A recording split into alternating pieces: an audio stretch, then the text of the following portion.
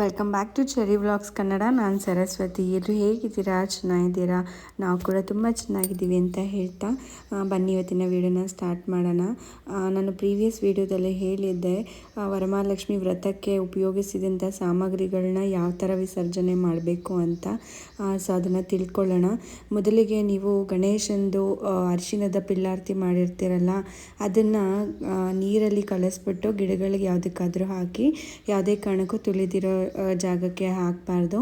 ಅದಾದಮೇಲೆ ಕೈಗೆ ಕಟ್ಕೊಂಡಿರೋ ಅಂಥದ್ದು ಕಂಕಣ ಏನಿರುತ್ತೆ ಅದನ್ನು ನೀವು 3 ದಿನದವರೆಗೂ ಇಟ್ಕೋಬೇಕು.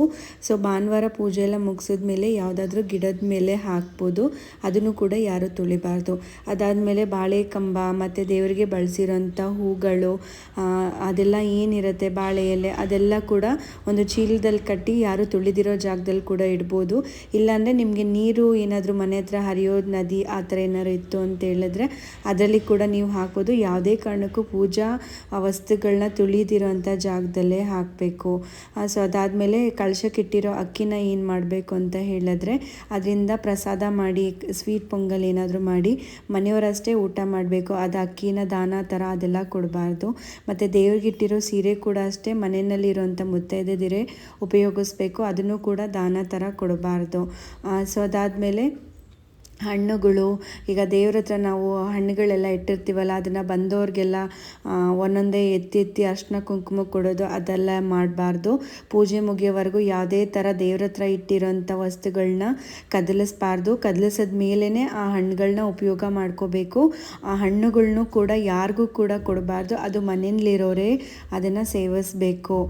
ಸೊ ಅದಾದಮೇಲೆ ವಸ್ತ್ರಗಳು ಏನಿಟ್ಟಿರ್ತೀರ ದೇವ್ರ ಹತ್ರ ಅದು ನಿಮಗೆ ಕೊಡಲೇಬೇಕು ಅಂತ ಹೇಳಿದ್ರೆ ನಿಮ್ಮ ರಿಲೇಷನಲ್ಲಿ, ಅಂದರೆ ಸ್ವಗೋತ್ರ ಅಂತ ಹೇಳ್ತಾರೆ, ನಿಮ್ಮ ಅಕ್ಕಂದಿರೋ ಅವರು ಕೊಡ್ಬೋದು. ಬಟ್ ಅದು ಬಿಟ್ಟು ಹೊರಗಡೆಯವ್ರಿಗೆ ಯಾವುದೇ ಕಾರಣಕ್ಕೂ ಕೊಡಬಾರ್ದು.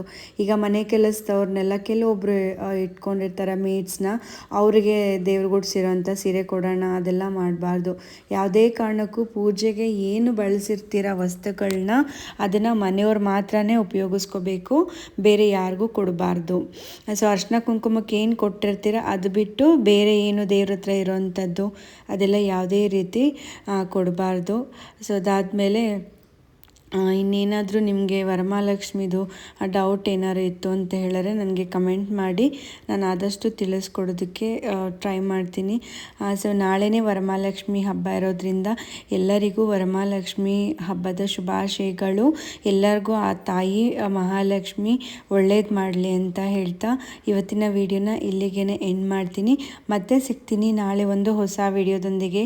ಅಲ್ಲಿವರೆಗೂ tata, take care, bye and thanks for watching.